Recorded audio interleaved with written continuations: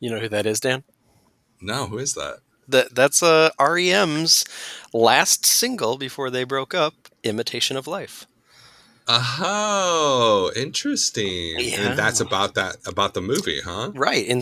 Yeah, inspired by the film. I found a snippet of Stipe, Mikey, comma Mikey, talking about how he saw the film by Douglas Sirk from 1959, which will be at large discussed in this episode, and Yeah. how, as he was deciding to kind of wind down the band, it made a lot of sense, this idea of transition, especially of like adolescence and growing up. And he felt like part of growing up and growing older was to, to let his rock stardom take a back seat to all the other things in his life.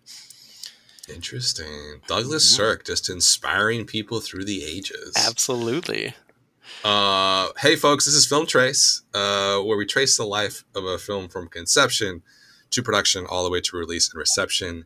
It is episode 8 in our camp cinema season, the finale, pre 1960. We are going to do Johnny Guitar from 1954, and as Chris mentioned, Imitation of Life from 1959 by Douglas Sirk. Johnny Guitar, of course, by the infamous, I'm going to call him infamous Nicholas Ray. I'm going to call him infamous. I know you're a big fan. Yeah, we'll see. We'll see how this plays out. Okay. He's a guy. He's a guy who's got a lot of highs and lows. I'll put it that way. Okay. So Camp Cinema, we're bringing it to a close, Chris. Oof, it's been I feel like this has been a journey. absolutely. I feel, every season that we do, this is technically our 13th season of Film Trace. And we've gone through like a lot of different, iterations. It's also technically our 100th episode. Oh, So yeah. this is, the big deal here.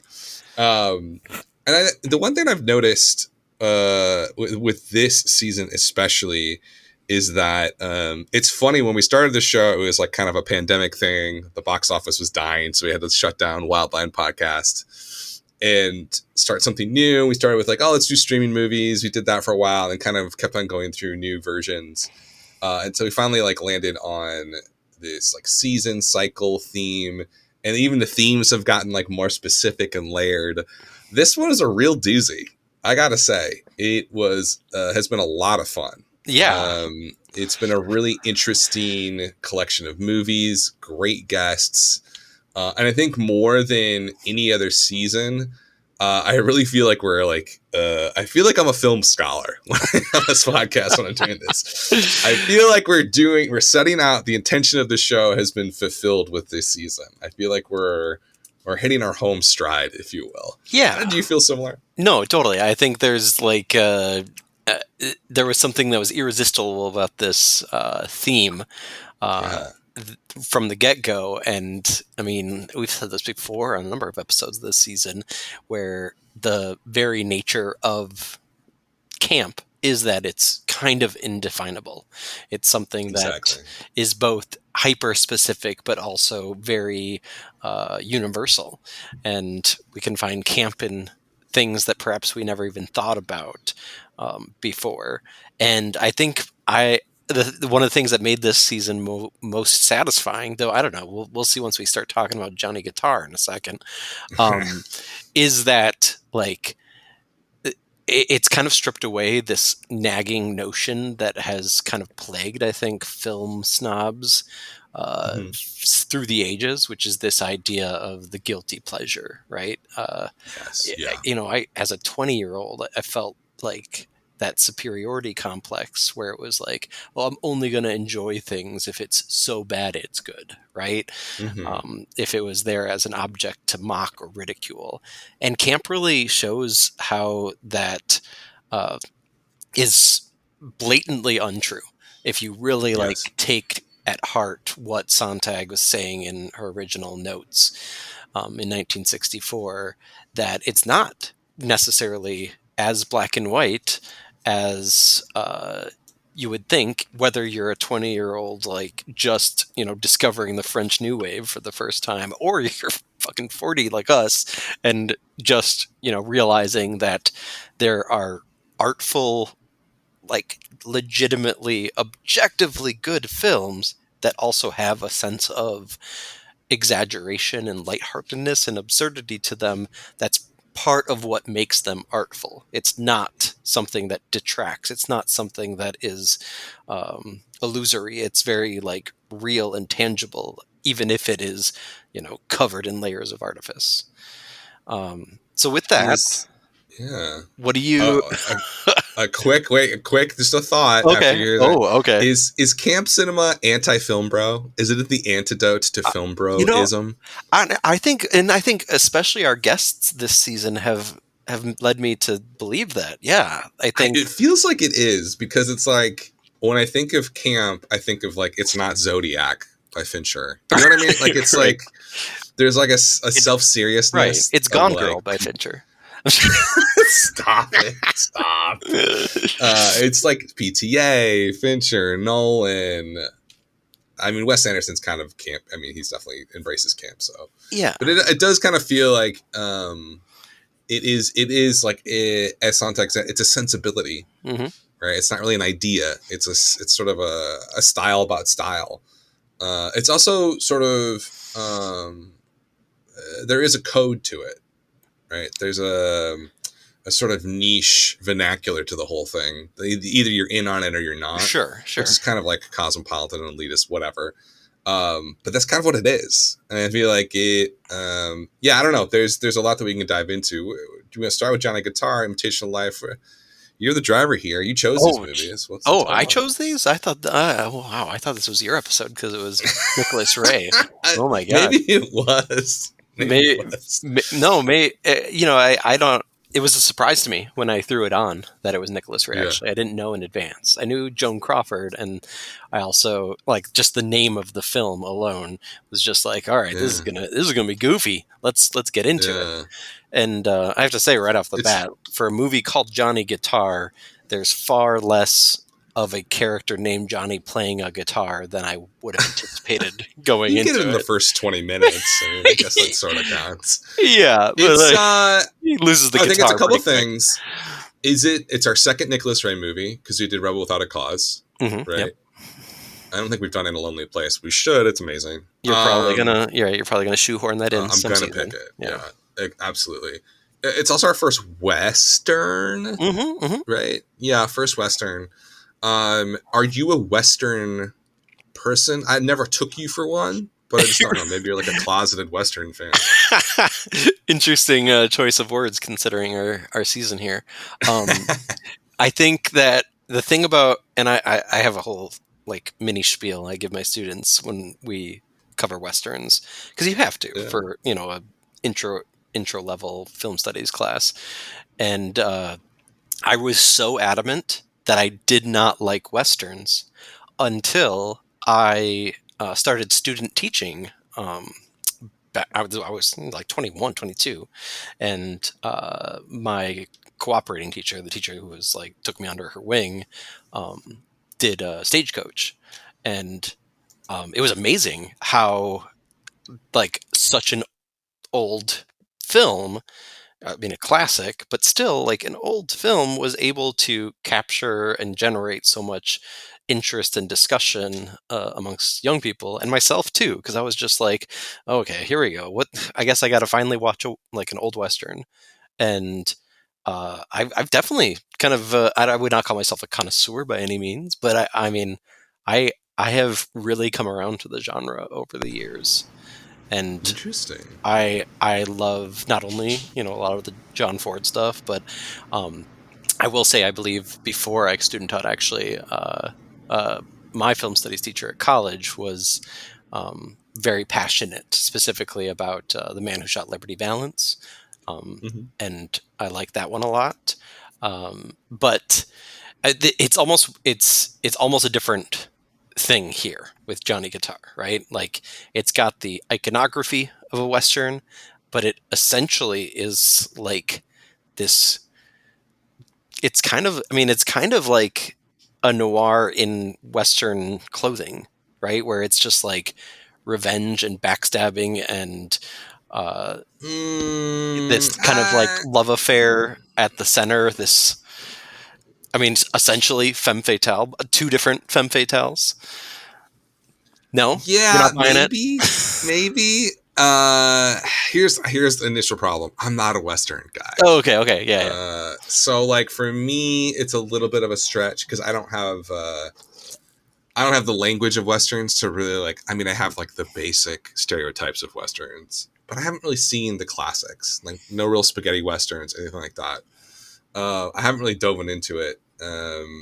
But yeah, I mean, it's I don't know. It's I think kind of like musicals for me, where it's hard sometimes to take it super seriously. Yeah, no, Where I'm yeah, just sort of like, wait a second, this is all like trope upon trope upon trope. Um, I don't know. It was very hard for me to get into Johnny Guitar past the clear artifice of everything. yeah, And maybe that was the intention for Nicholas Ray. Um, I don't know. It's an interesting movie too. In terms of like Joan Crawford, she basically got the rights willed to her for the book. mm-hmm. And they needed to make a movie. They wanted to make another movie together, her and Nicholas Ray, but the script was terrible, so they ended up doing this one. I don't. It has a big stature. I've sort of realized as I was going through like critical responses and sort of stuff like that. I gotta say, uh, the femme sort of the conflict between two women being in a Western, obviously pretty different and new for the era, 1954. Yeah, Mm-hmm. duh. Joan Crawford's character being layered, decently layered. Emma, the sort of antagonist, I think that's her name. Yeah. Really interesting character, very well acted. And of course, her and Joan Crawford hated each other behind the scenes because Joan Crawford had dated her husband, I think, before all Uh, this. And then there was, she was having a relationship with Nicholas Ray during the filming. So there's like a lot of like really good, like juicy drama going on behind this.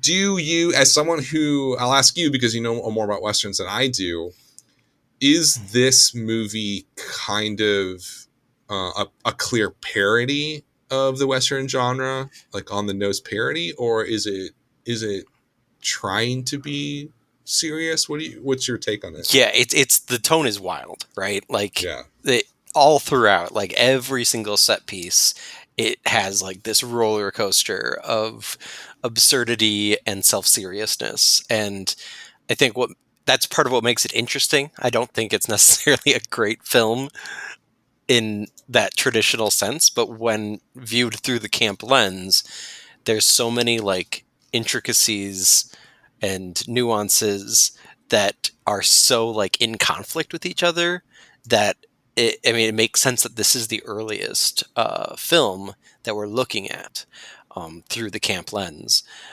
because it feels like a kind of working out genesis of the sensibility. Um, and it makes sense yeah, also yeah, that Nicholas Ray was the progenitor of that because he was known. Like we talked about this when we discussed Rebel Without a Cause, which was the first time watch for both of us as well, right? yeah, exactly, yeah, Right, where it's like, oh wow, I did not realize he was gonna just like make James Dean look so like effeminate but still yeah, super sexy. And like similarly here is like how do you make Joan Crawford so masculine and yet still so sexy, and he's able to do that um, because he has that command of both the story and the camera, but because it's like not naturalistic like Rebel Without a Cause, because it doesn't have that kind of everyday feeling to it of like the 50s suburban American life.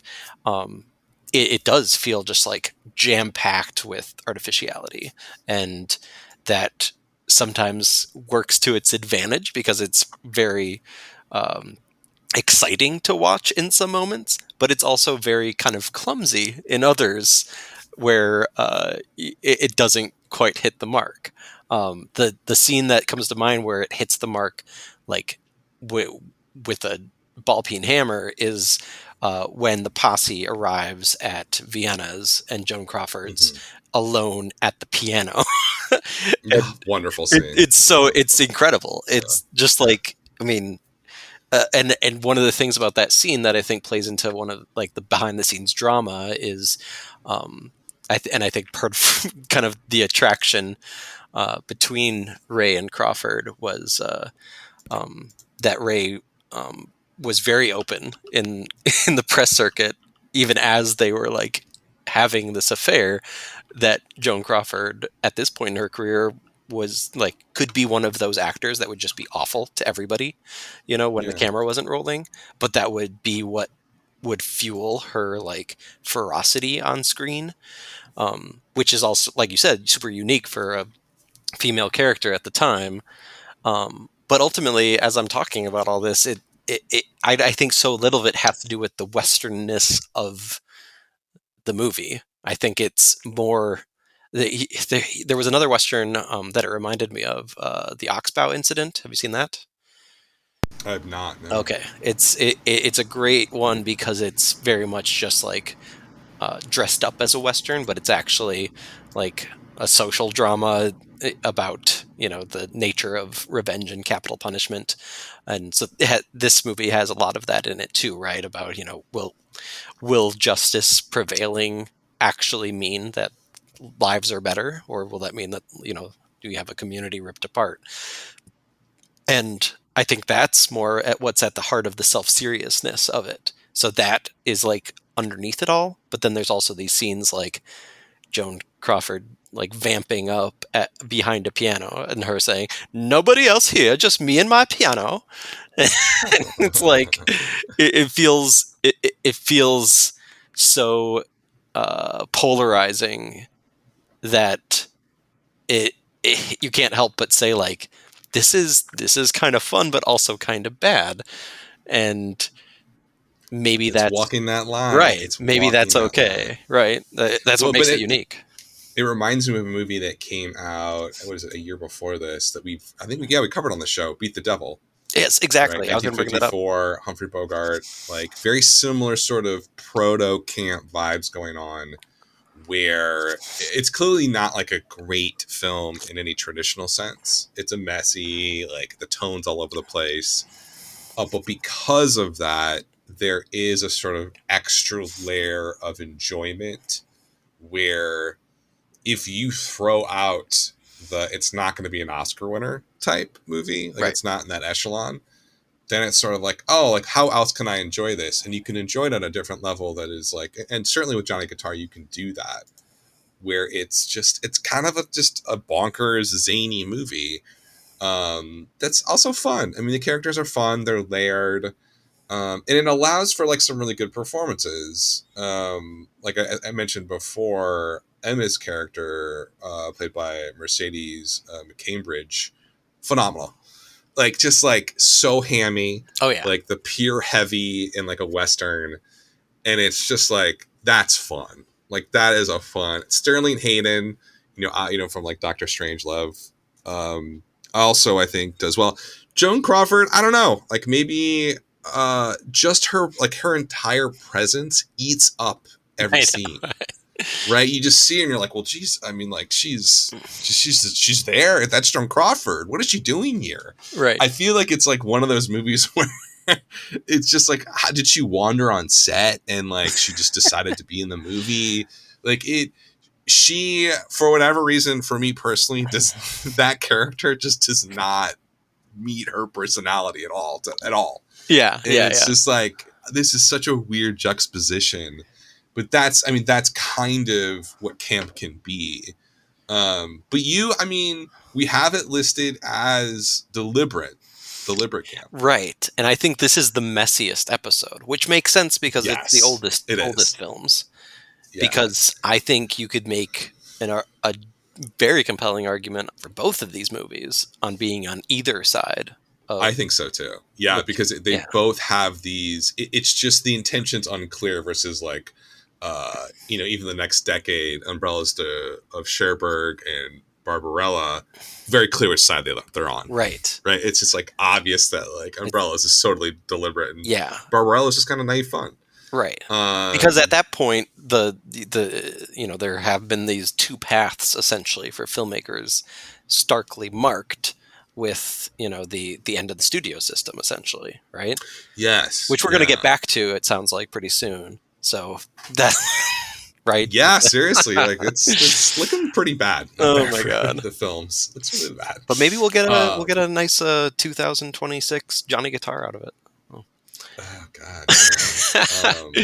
That's part of what's interesting in the backstory with the back and forth of the studio and Nicholas Ray is that he had an even more insane vision for this movie. I don't know if you read this in your research. He wanted he originally had the dailies set up so that all of the posse scenes were in black and white, and this Oh, is amazing. a Technicolor film. So Yeah, like, of course, the looks beautiful. producers. By the way, looks It's beautiful. I just like my gosh. Every time she like puts on new shirt on and just like okay yeah, why not do a costume change? Sure, it's because of yeah, right.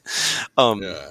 the colors just pop. But yeah, the producers are, of course, at this point, the execs, the suits, if you will, are just like, we're shooting in Technicolor. It's all going to be a Technicolor, damn it. But can you imagine how like jarring that would have been to like have a movie that would go back and forth like that? Like it would have that Wizard of Oz feeling to it, right? But it would be even Well, more didn't he try to jarring. do something? Wasn't there a thing with Rebel Without a Cause? Remember that was supposed to be shot in black and Oh, white, that's right. and Yeah. then James Dean blew up because of what was the movie before that? Was it Giant, or that was the movie after? I forget the movie was Yeah. before. I can't remember. Um, Not a James but Dean like then scholar. he had to go back and refilm everything in color. Right. Right. And so there is this, and that's part of the one of the upsides, the silver linings, I guess, of the studio system is that that push and pull would make for some very interesting choices where it wouldn't completely line up with the director's vision. But in the modern cinematic landscape, you can easily have auteurs just make every single frame the way they want. Once again, not to bring up Fincher again, but um, the other thing I want to mention is kind of going back to your point about this deliberate versus naive uh, sensibility is that because I think you're right. I think Joan Crawford is very out of place, even if she is very, uh, commanding of every scene she's in.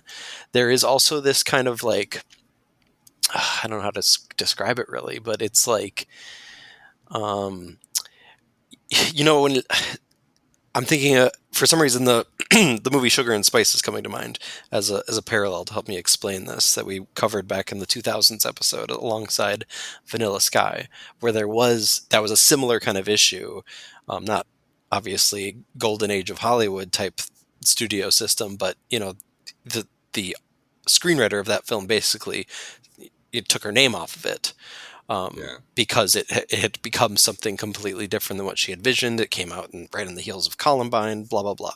And so here, you seem to have kind of like all these like messy, intimate, and business uh, um, disagreements and conflicts, just being part of the authorial like landscape of the film. yeah.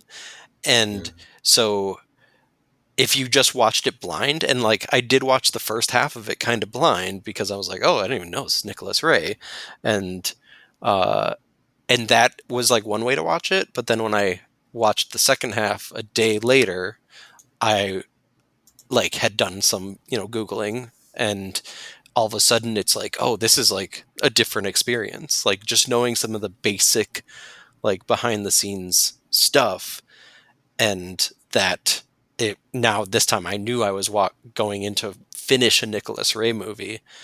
That's part of. I feel like we haven't really talked about that as much with regards to camp. That there is this kind of uh, messiness with regard to like authorial intent, and sometimes it's very clear, like Umbrellas with Cherbourg, like you mentioned, but also with like Rocky Horror and Hairspray too. Mm-hmm. But then there's also this other side of it where it's just like, what are they doing? Like, how did they get away with this? Like Xanadu and Magnolia. And This is kind of like one of those movies that kind of like dabbles in both, and that's I think what makes it so difficult to kind of pin down or you know blatantly call Yeah, deliberate or naive. it's like um when someone, I don't know, I think when, especially directors who, as much as film is a communal art 100%, they obviously have the biggest effect on the film by far. um when you have a director who's clearly has like a confident and like interesting vision, and like Nicholas Ray is one of those people. I mean, before this, he's done In a Lonely Place in 1950. He did amazing noir They Live by Night in 1948, his like debut movie. It's clear that he has the ability to like really capture a great story and emotion in a scene, or a series of scenes, up into an entire movie, just having a very specific and interesting vibe. The problem is when, I don't know what the problem is with Johnny Guitar. Like the source material seems kind of like a dime store novel. Like Hmm. it's not really that like interesting. It's a very pulpy plot. Right. Um, it's like you can see the like uniqueness of his vision here. It's what makes it interesting. If he wasn't a good director and wasn't a good artist, like a Brett Ratner or something like that, right? Like it wouldn't be interesting, right? It wouldn't be camp almost, Yeah, it would be right? it would be forgettable. It would be lost in the sands of time. Yeah, it's kind of like Sontag says. It's like, part of, even on the naive camp side of things, it has to be extravagant. It has to be, obsessed with artifice to some degree and really just like swinging away. But it also has to be interesting, Hmm. right? If it's just like a failure and it's not interesting, that's not really camp, right? But because he can't land the plane in this movie, clearly in like any scene, that's what makes it kind of like, oh, like wow, like this is so messy, and the tone is like a Pollock painting. It's just like there's all this, I don't know, going like there's all this intertextuality going on. It's kind of like seeing deconstructionism on screen, where you're seeing all of the narrative threads unravel and all the visual and cinematic threads unravel on screen, and you can see almost the means of production happening in front of you. Right. Right. Um, and I think that's what's like interesting about it. But like it only works because Joan Crawford's amazing. The actors in this are all like journeyman actors that can like show up anywhere and do a scene no matter what. And you got Nicholas Ray at the helm, who's probably gone through multiple divorces. I think at this point he's heavily drinking. Yeah. So is He's Crawford. Yeah. yeah. So is Crawford. So is the actor playing Emma. Hmm. Alcoholism's rampant. Uh, I'm not saying that that's a good or bad thing. It's like it's messy as hell, and they gave him money. And Republic Pictures is not like some big huge studio.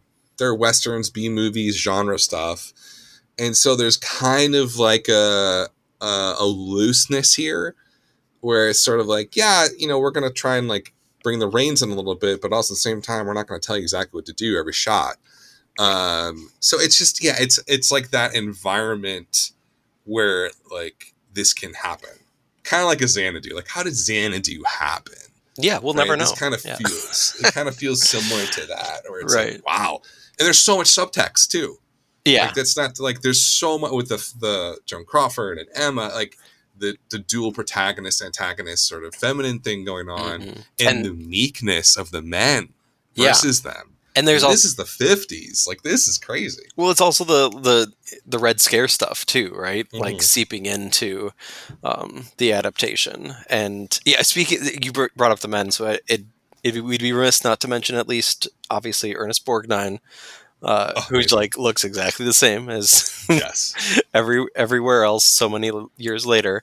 But then also Sterling Hayden as Johnny, Yeah. uh, who I was just like, oh my god, I know this guy, and of course Yeah. he's in The Killing, uh, Yes, he's early amazing in The Kubrick Killing. film. Yes, and then I specifically called him out when we did our episode on Doctor Strangelove, Yeah, where he he's plays phenomenal. the brigadier general, who's gone insane, and so it's like it's one of those like kind of magical combinations of cast members where you once again, like if it hadn't if you didn't have somebody that was so good at like that's part of Ray's magic too, right? Is like that he was able. That's why the pairing in a lonely place works so well. That's why the chemistry in uh, um, Rebel Without a Cause works so well. Like he has a knack for pairing these people together, and he's also got this kind of like perversion thing going on, right? Because he's like having the girl that he's involved with. Uh, directing her as she's thrown between these two men in the film, which Yeah. adds another kind of layer to it, voyeuristic layer to it. What is the in yet another attempt at a forced segue?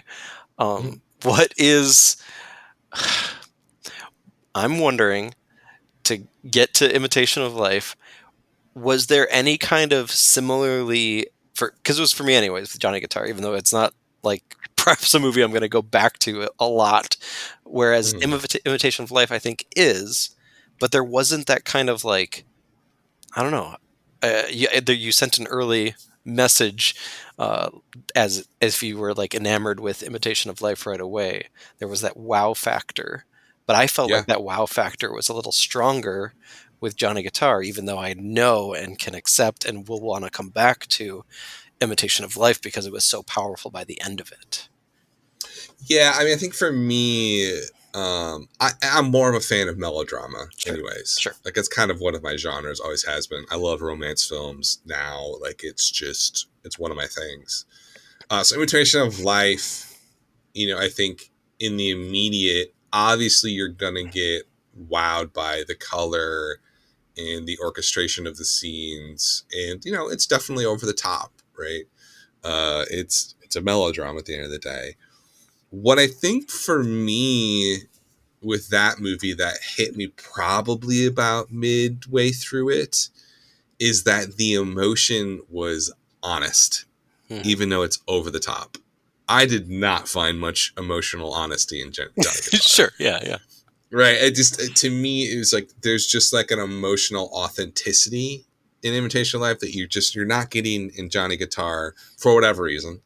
And that drew me in. And I think that there's something about that movie. We covered a little bit of Douglas Sirk back when we did Far From Heaven, right? Yes. The Todd Haynes movie was at 2002 ish, I want to say. Um, I wish I would have watched this, or what's that one's based on Far From Heaven too, right? Uh, Or homage. yeah, Uh, it's another one with heaven, all that heaven allows. all I know those, yeah, okay. Uh, is that I don't know. Like watching Far From Heaven, I was like, okay, like I kind of get it. But then watching Sirk himself, I'm like, oh no, like this is something entirely different. Um, and I'm almost like shocked now that I look back at Far From Heaven, watching it. It's like, oh wow, dude. Like I don't know. I don't want to like disparage that movie or anything, but it feels like it's completely missing the point of Sirk. Like Hmm. Cirque to me is like not about the artifice is just like the pill. You know what I mean? There's all of this stuff going on underneath it that is like really fascinating and interesting and richly layered on the emotional side of things. I mean, the thing that about Imitation of Life that blows me away is that like we've seen movies from the 50s, like we know the style, like everybody kind of understands that there's always like this stilted wooden mid-Atlantic accent going on. It was the Hollywood system, that's how people are supposed to act. And that's in this movie. But like there's all of this other stuff going on within it that you would never see in another 1950s movie. So I was just like, I was honestly blown away by it. I was like, this thing is amazing. I don't know. I mean, how it sounds like you had a kind of weren't as wowed by it maybe as I was compared to like Johnny Guitar. So talk to me about that. Like what drew you in, and like, am I being too hyperbolic? What do you think? I so it's interesting. It's maybe even confirmation bias, where your uh, experience with Cirque just re-emboldened your position on Todd Haynes and Far From Heaven. Yeah, I think it It, did. it it did the same for me, but obviously my position on Far From Heaven that it that it did kind of do this new thing with Yeah. something old and brought it to new audiences. And I don't know. I feel like if I did choose the movies for this episode, I don't remember doing it, but I think that Doing the was at fugue least state. yeah, it was at least partially because of that, right? Where it's like we had that Yeah. conversation with Brian, our guest Yeah. on that episode, who was way more familiar with Cirque than we were, Yeah. and I've only seen Written on the Wind, and now I've seen Imitation of Life, and the thing that struck me here is what also struck me when I saw Written in the Wind back in the day, where um, there is this palpable sense of emotion, and that's definitely just like that's unquestionable. That's not where that muted kind of reaction comes from. For me, it Mhm. was more like uh, I think it was rooted in, and this is perhaps where the camp comes into play, especially with regard to intentionality, whether in the script or the cat acting or the direction or combination of all three, is that I just got so I got so mad at these characters, and obviously Mhm. that's one aspect of melodrama. But I kept coming back to Magnolia because we had similarly polarizing viewpoints on that film, Yes. Yeah. and here I am thinking about, like, even though the I can tell that these characters in PTA's movie are making poor choices, I still feel like locked into this empathy with them, with their brokenness, and with Imitation of Life, and I think similarly with Written in the Wind, um, I don't. I I Yeah. I feel that only only with Annie, right? Like, Yeah. she's literally the only character that I care about in this movie. And I think that to some degree is very interesting and even kind of works because she very much is the heart and soul of the movie, I think, and of the story. And the performance in there by Juanita Moore Mhm. is essential. Like, you wouldn't have this movie, I think, have the legs that it had for so many years, combined with just like the social commentary that is both incredibly ahead of its time as well as like very conscious of where society was at the moment, in the late 50s, right in the heels of civil rights. So I think that there was just like I don't know, everything Laura did to just like reinstate this hegemony and hierarchy was just like I don't care about you. Everything that Sarah Jane did, like there's that element of the adolescence, to go back to the cold open of the show, where it's like it's to some degree you're always going to empathize with teenagers making bad decisions, and yet it was still just like I don't know. It just I think it's supposed to like rip me apart, but it instead of doing it in the way that Magnolia does it, or even that Far From Heaven did it. Honestly, it doesn't make me like feel that despair of the humanness of these characters. It instead only highlights that artificiality and that kind of contrivance factor. Yeah. That's interesting. Oh, and Because I don't even think get me started on Mr. Steve. God, that guy. um, I think that's a really interesting point because the artificiality of the characters only heightens it for me Oh my God. because they're like, to me, they're obviously not real people. there, and this also reminds me of the Love Witch a little bit in Oh terms yeah, yeah. of We had a similar like, conversation. yeah, it's like there's this, they're tokens, they're like icons, Yeah, in the sense that like abstractions. they're just stand-ins for a person. They're not real people. You know, the characters here, are they layered? To some degree, sure.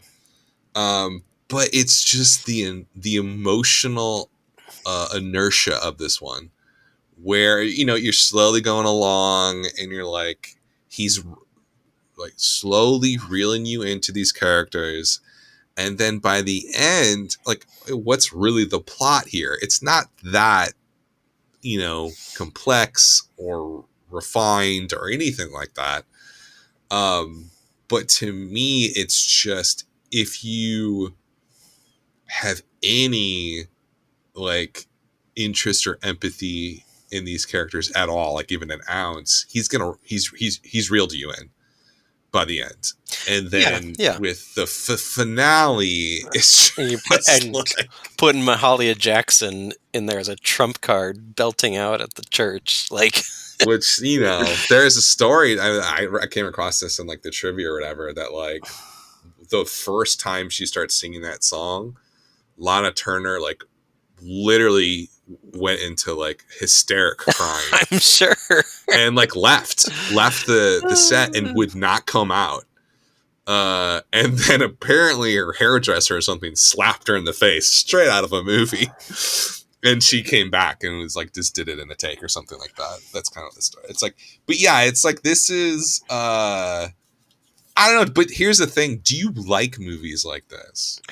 Yeah, I have. Like melodrama? Well, the other thing that the movie reminded me of, which is interesting because it's a, partially a Dogma '95 movie, is Dancer in the Dark, Okay. which is a Yeah. movie that I loved.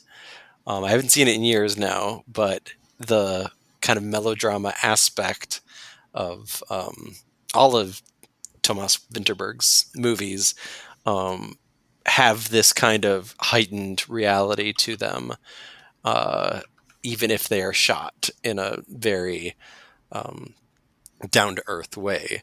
And there's something I there's something about this where it's just like this.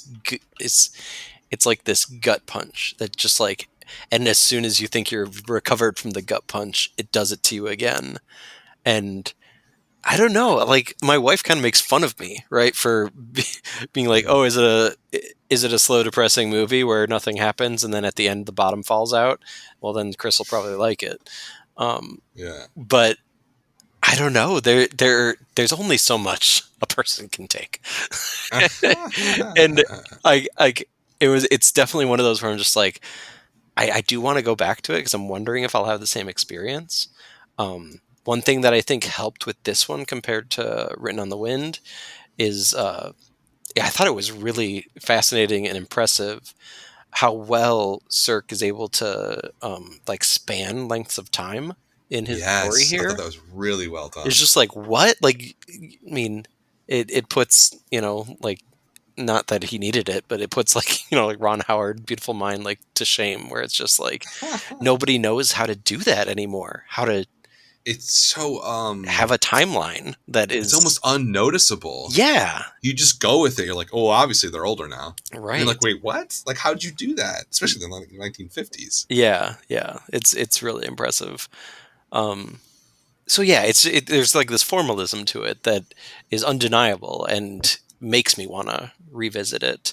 Um Not necessarily But give it. that's the thing that gets me. It's like, it's, and it's like, this is, it's a certain, I don't know, subgenre of camp, where there is this clear extravagance in terms of color and acting and just production design. It's just over the top. Like Lana Turner's outfits, like Yeah. altogether like $1 million or something. That's like the line in the trivia and stuff. Stuff like that.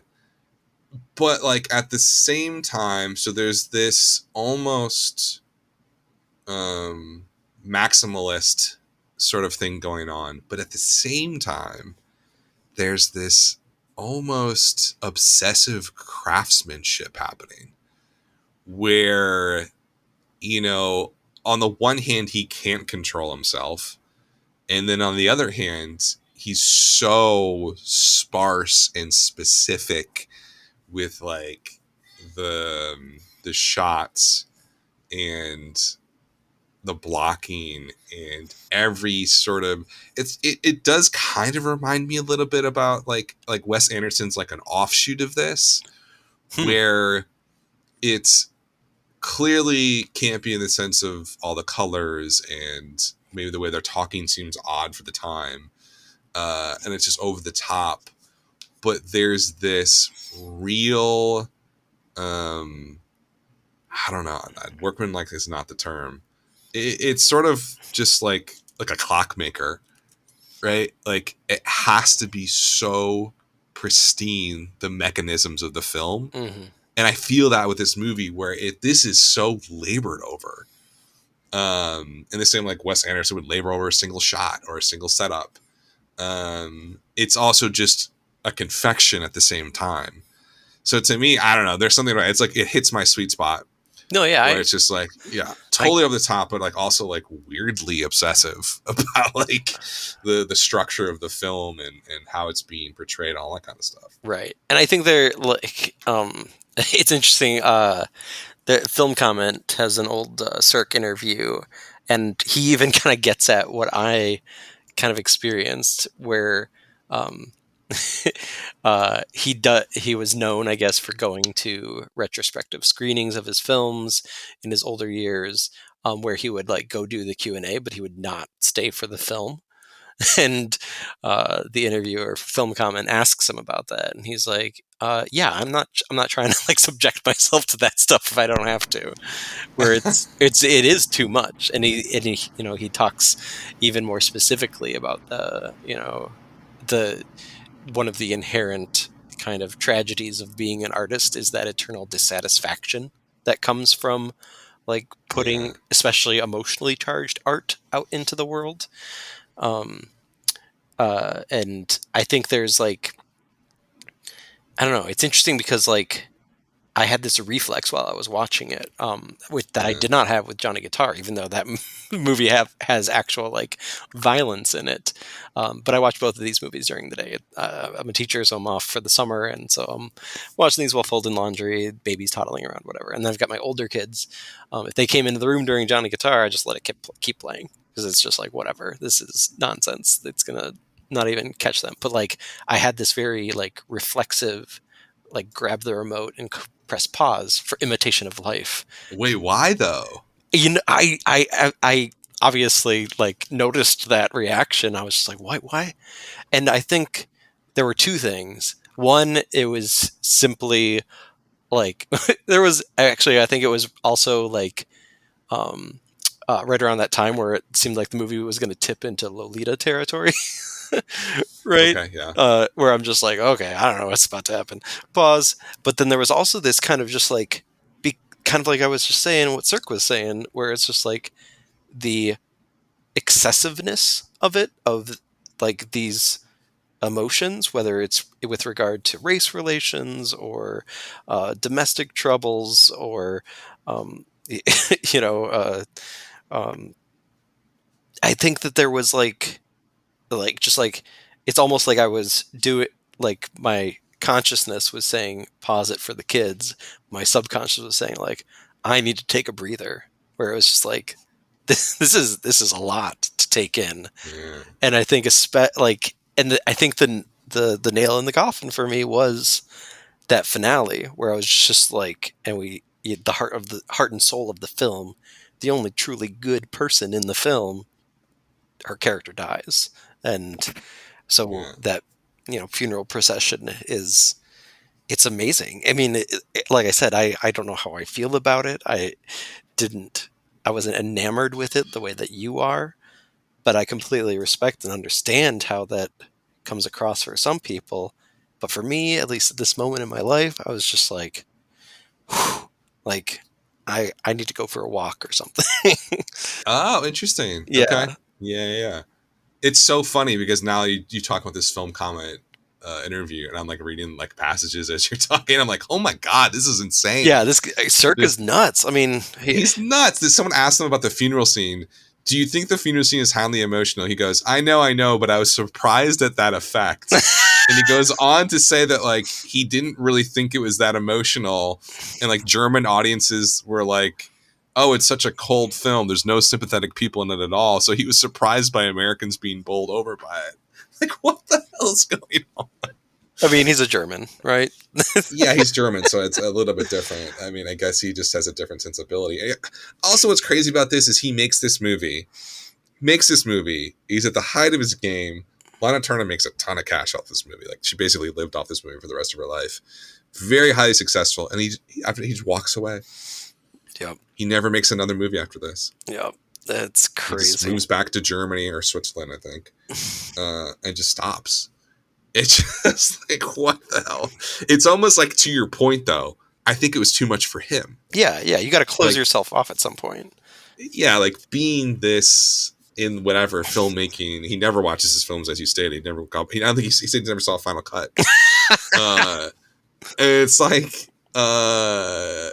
yeah, but like there is something about that though, right? When somebody is so in it and they just, I don't know, it's almost, it's kind of like if a sports star is in the zone and they play like the best game of their life, like they don't go back and watch the footage, Right. right? They just move on with their life and they're like, oh yeah, I did that, I guess. I don't know how people are going to react to it. This is what I did. And like, I don't know, Imitation Life just feels to me, it feels like that. It feels like Michael Jordan in like the finals, just like going for it and like doing something magical, and then just like walking off the court and be like, I don't know, whatever, I'm gonna play some golf. You know, like, uh, but I think there is something in going, like looping back to the whole theme of camp cinema. There's something here in Imitation of Life that I can't quite put my finger on when it comes to camp cinema. And it goes also back to like other films that we've talked about. Definitely Love Witch. Maybe Rocky Horror too. And Cherbourg a little bit. Definitely Cherbourg, now that I think about it.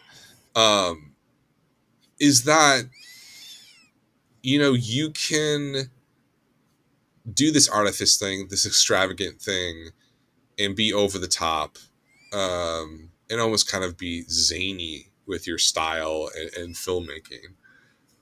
But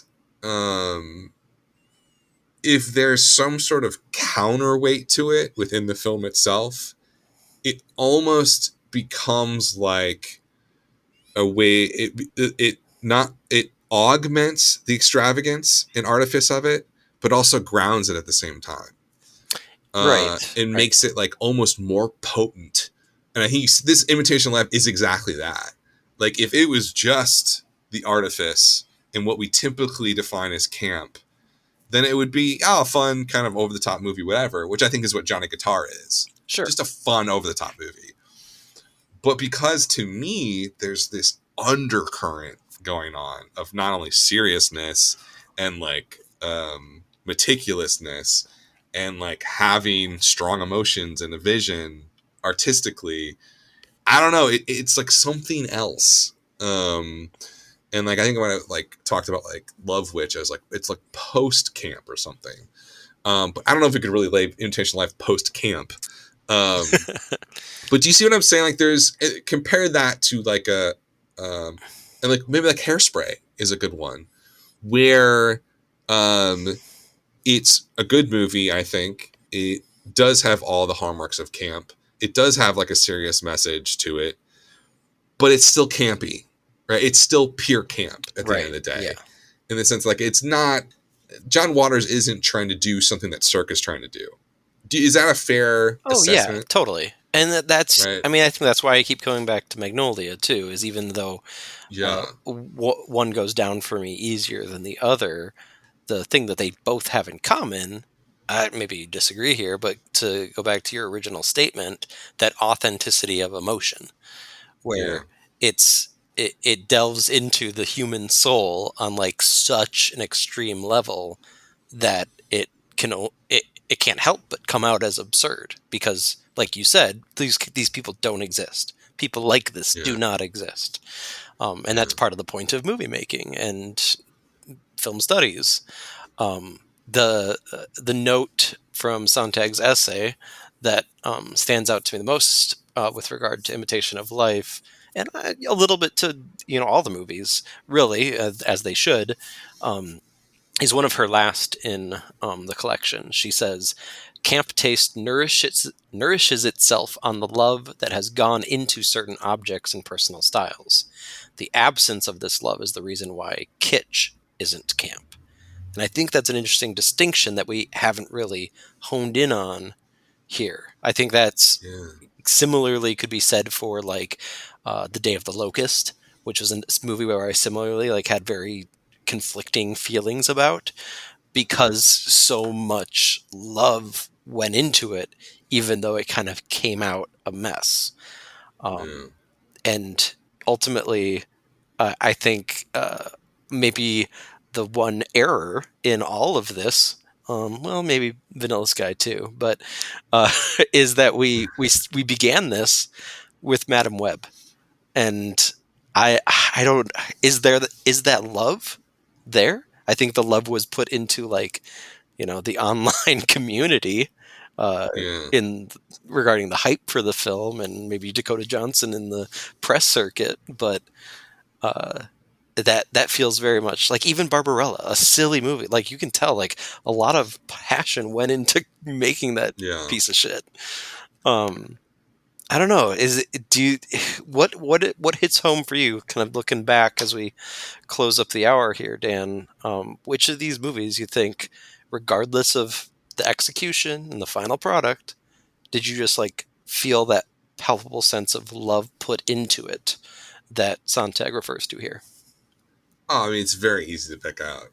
Like Schomburg, without a doubt. Yep. Rocky Horror, Yep. Hairspray, I think definitely falls into that. Tu Wong Fu, thanks for anything, Julie Sure. Newmar. Yeah. Xanadu, no. I don't. I want to say Xanadu, but like also, uh, it's different than like Madame Web or Madame. I can't, I'm never gonna get it right. Madame. Uh, Madame Web. In the sense that like Web's just a really boring, lazy movie. Yeah. Like there's no passion in that movie. You can't say that for Vanilla Sky though. Cameron Crowe thought, Yeah.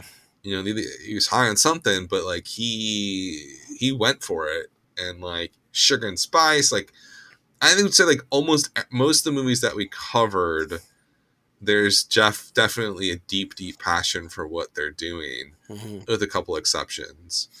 But it's like ultimately, like ironically, like that's not the barometer of success, right? Some of these movies to me are successful in doing that, like, and some of them are complete failures. Like I would label Magnolia an absolute abject failure. But you Uh, can't knowing how others feel about it. You even yeah, I mean, obviously, like there's something, but like that's the thing where um, that's just a personal taste thing, exactly. Yeah. right? Like that's not like I'm not like saying like PTA is a bad artist or like didn't go for it or is untalented. It's just I don't like what he has to say, Right. You wouldn't call that one a right? cultural crime, I hope. Of course I did. The Phantom Thread is a cultural crime. I would say Black Swan is Uh, a cultural crime. Even Black Swan though, even Black Swan, it's like I can't make the argument that like, oh, he didn't give everything he Yeah, possibly I did for that know. I movie, mean, that's the problem. Is right? he's one of those people that shouldn't be giving anything. But I mean, Mother's pretty good. I got to see it Mother's still. I like, got to see it. I love the oh wrestler. my god, I we should still have love done the Mother on wrestler. this. Yeah, yeah. Yeah. Well, I don't know. Any closing thoughts? It's like it. I don't know. I'm just so fascinated. I love this season because it makes me think about film in a completely different way than when I started. Yeah. Like it's that. You know, I the assumption is that like, oh, if something is purposely focused on artifice, that like it's somehow lacking, Yeah. right? Or it's Yeah. somehow there's like a lack of content or blah, like it's that whole form versus content, right? Hmm. Discussion. But that's bullshit. You have to have a love of both. And you can't. Here's the thing: you can't be a great filmmaker unless you love artifice. Yep. Right? Like there's no way around it. Cinema's a visual art. It's an audio art. Like you have to believe in the melodrama of the medium to really be a good filmmaker. Right? And I think, Quentin Tarantino is a good a good example. Gotcha. Yeah, you just had to.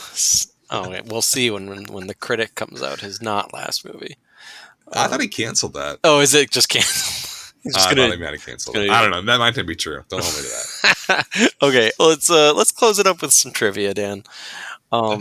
You know the deal. You've had some wins, maybe more wins this season than Yeah, any I did a other. little bit better this year. Yeah. Uh, these are movies before 1960. These are all movies from the 50s that kind of have that proto camp element to them.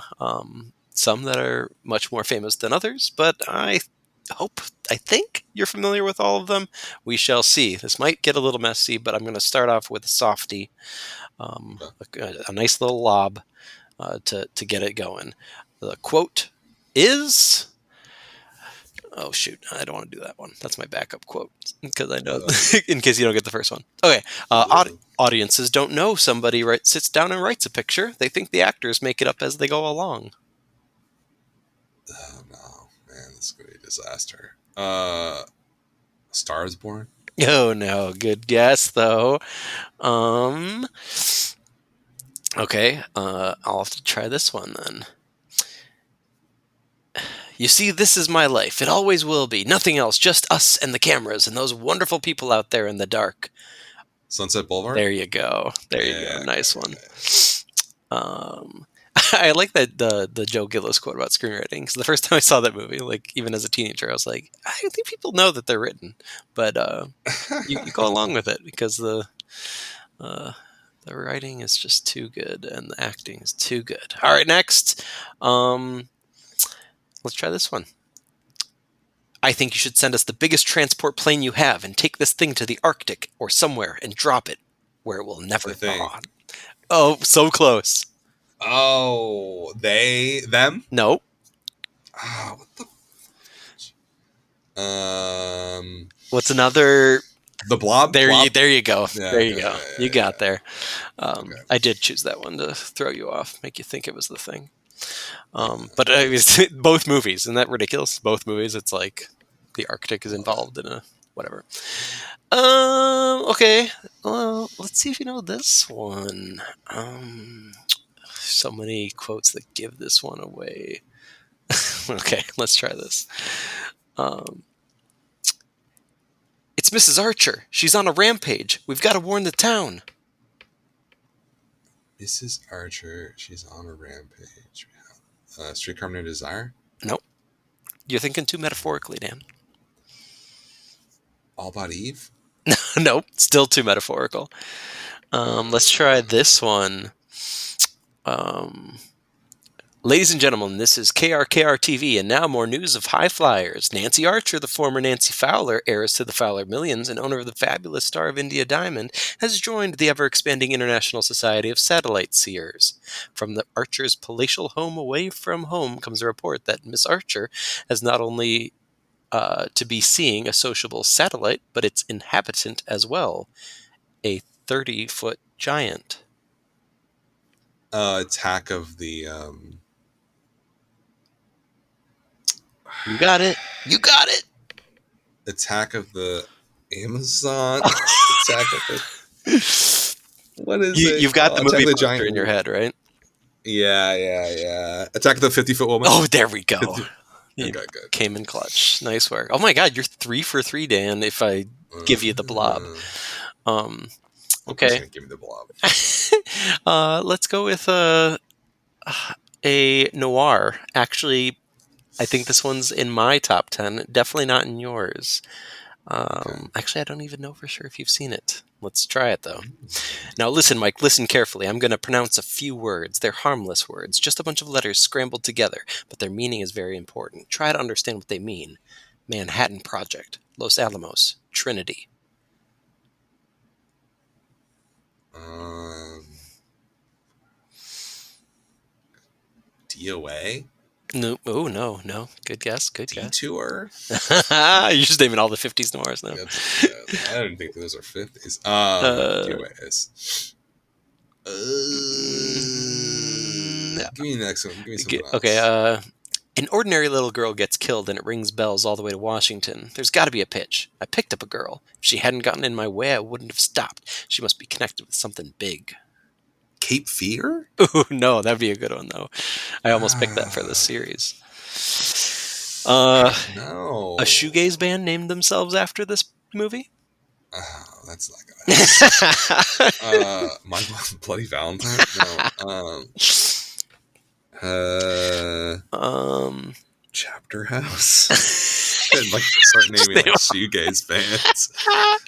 Slovaki or something called? Slow Dive? Slow Dive, yeah. I don't know. What is it? Kiss Me Deadly?